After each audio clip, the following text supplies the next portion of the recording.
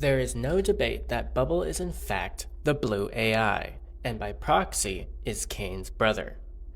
I think this fact is so obviously illustrated by the show on numerous occasions, and it baffles me that anyone could be arguing that Bubble is anything but. Sorry that I gotta open so harshly, Lucky Aura crew, but it's the truth. Welcome to the channel if you are new, and welcome back everyone else. Feel free to argue with me in the comments down below, but let me get on with my point. Let me start with Bubble's character design. Bubble is obviously a bubble. A singular small bubble with no arms or legs. Bubble is shown in the pilot to reside within Kane's hat, which is close to Kane's mind. Keep that in mind. I'm sorry I did this to you, buddy.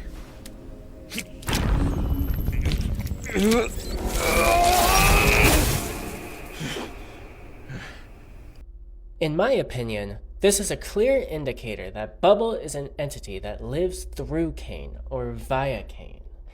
This is where I could see how a lot of people online would come to such a conclusion of Bubble being some kind of computer virus. While this theory is intriguing, I don't think it holds much weight. It makes an otherwise simple twist into something far more complicated than it needs to be. Think Occam's razor. Really, the simplest answer is likely to be the solution. And when it comes to Bubble, we're already shown directly at the start of episode 8 that Kane, the red dot, consumes another entity. This is then reaffirmed at the end of the series when Kane pulls that other AI out of him. It is therefore clear to me that this other entity that resides within Kane can only be this blue AI. So, why Bubble? Couldn't Bubble just be a thought bubble? Kane talking to himself? Now, hold on. We'll get there. I still have a bit more to touch on just about the character design alone. We haven't even gone into the deeper plot elements or character motives yet. That's for later in the video. Though, I realize I don't have an easy way to segue into the topic of Kane talking to himself, so I will address that real quick. We actually see multiple instances of Kane not really needing Bubble to manifest through his thoughts. We see this scene where he worries if they don't like his adventures. He can also talk to himself without needing to be personified, as shown in episode 9 here. Was I truly that bad? But anyways, back to Bubble and his character design. This is the more important stuff anyways. Bubble literally has sharp, pointy teeth. In most cartoons, especially back in the 90s, malicious characters, or characters with bad intentions, or antagonists, were frequently depicted having sharp, pointy teeth. You parasite! Sharp, pointy teeth is an artist's shorthand for a character who may be vicious and dangerous, someone who wants to bite into you and cause damage, be it mental, emotional, or otherwise. Dipping our toes into character psychology for a second, I feel like this also explains a lot about the feeling or intent behind a lot of Bubble's dialogue and actions in the show. You should die. You should throw a beach party. Why do you swear now? Ugh, forget it. Let's go to an intermission. These are more than just intrusive thoughts. These are hateful remarks, things that don't match with Kane's personality at all. Bubble feels like an entirely different person, so to speak. That's intentional. What? I can't wait for all the children in the audience to get horrible nightmares from the monster. What? Oh, I haven't even touched on the fact that Bubble is kind of blue. Hello? I mean, yeah, he really just looks like a bubble. And it's more of a purple, maybe a lavender or a periwinkle. But there's definitely a bluer contrast to him versus Kane, who is obviously red. But this feels more than deliberate.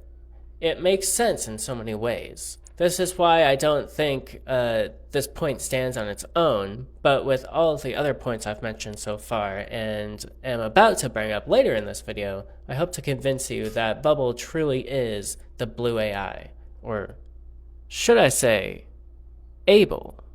That's right. In our next segment, I'm going to talk about the relation to Abel. That is, Cain and Abel. The religious symbolism, for one, is clear. Just like Cain and Abel from the Bible, Cain kills his brother. But in the circus's sense, it is more so he kills Abel's free will. Cain subjugates Bubble to an eternity under Cain's own will, inside of Cain. I don't think Bubble had much influence over Cain when Cain first consumed him. We can see in the scene from episode 8 that it really clearly settles on Cain and the fighting stops.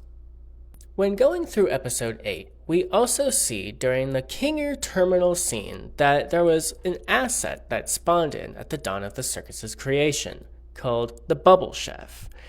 I believe this was just a character asset, a model.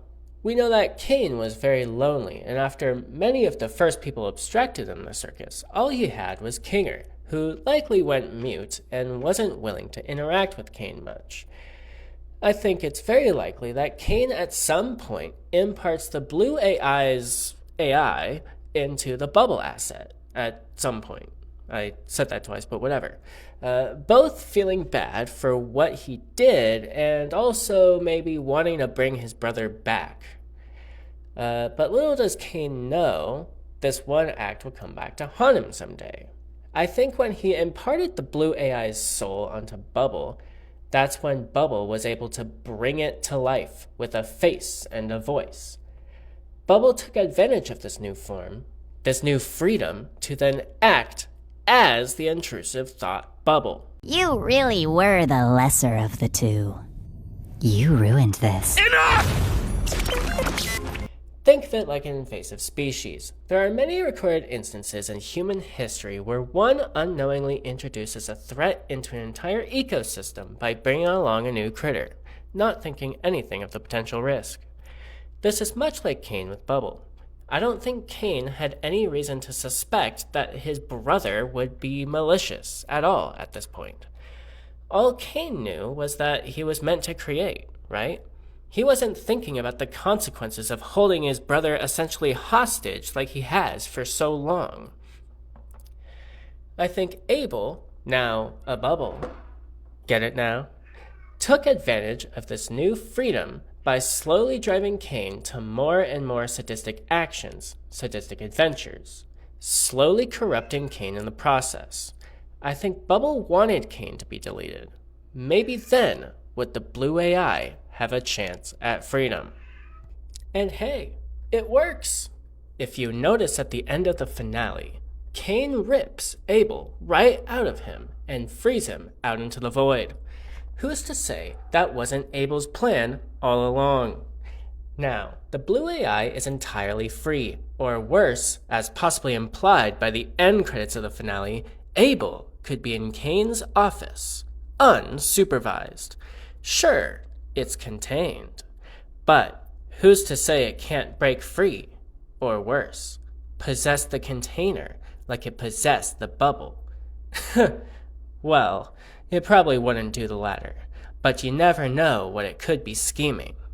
You know, the blue AI never got to fulfill its purpose either, if you think about it. It got the shitty end of the stick. Think about how sentient Cain is shown to be throughout the show. Didn't we also get to see how much more improved and more capable the blue AI was at the beginning of episode 8? Why are we not to believe that the blue AI has feelings too? Couldn't the blue AI be just as sentient? Perhaps just powerless without a form. Once given a form, like say, a bubble, we see it clearly has motives of its own. Bubble is clearly unhinged. But perhaps it's a mask. Perhaps it's a persona to mask the fact that it hates Cain and probably everyone else there. All of the characters in the Amazing Digital Circus wear masks, even Cain. If you go back and analyze all the scenes with Bubble and his dialogue, there is notably a twinge of hatred beneath what he says. Here's 3 examples right off the top of my head. In Mildenhall Manor, Bubble says something in reverse. If reversed, he says, I can't wait for all the children in the audience to get horrible nightmares from the monster. What? This is very clearly sadistic and comes from a place of enjoying the suffering of others. Ah yes, it's totally normal to yearn to give innocent children nightmares. How lovely. In episode 5, he tells Cain he should die. This one is very obvious, that I think most people in the audience really caught on to as something being off about the character. I think people were so close to deducing that Bubble is Abel, the blue AI. But then I don't get why they just had to go and overcomplicate it with the theory that he's some Bubble Boy virus. I find that so silly. Anyway, for the 3rd example I have, we have Bubble saying this to Cain. Wow, Cain, you are so funny. Could you say it with a little more gusto? Is it safe to say Bubble is just sick of his shit at this point? I mean, all of the other characters are exhausted by this crap at this point in the show. Look at them. And God knows how long Bubble has been enduring Cain's shtick for. So it could be entirely plausible that Bubble seriously just couldn't muster the fake-ass, oh my god, you're so funny, Cain, energy.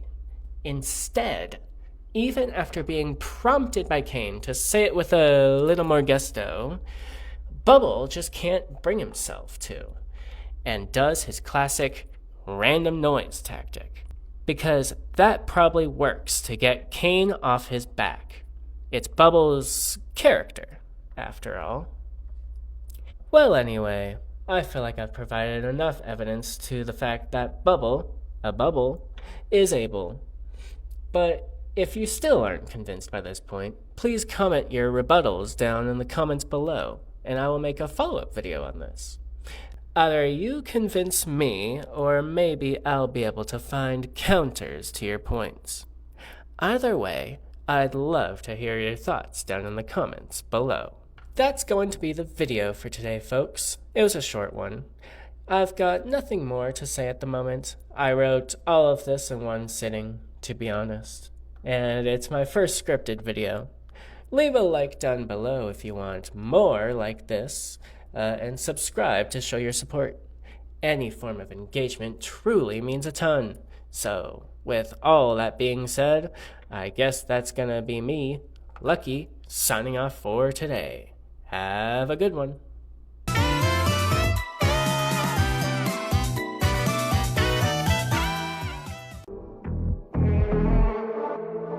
Yeah, personas que me game over.